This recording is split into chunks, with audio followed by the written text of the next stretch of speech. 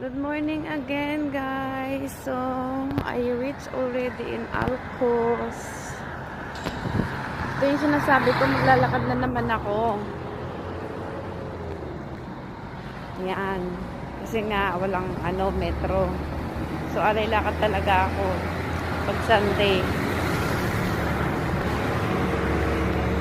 Medyo mahaba-haba pero hindi ko siya bubuuhin.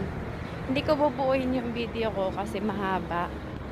Kasi mga 10 minutes, 10 to 12 minutes yung lalakarin ko. Yan. Tapos, dun sa may signal, yan, tatawid tayo ulit dun sa signal. Daming signal dito eh.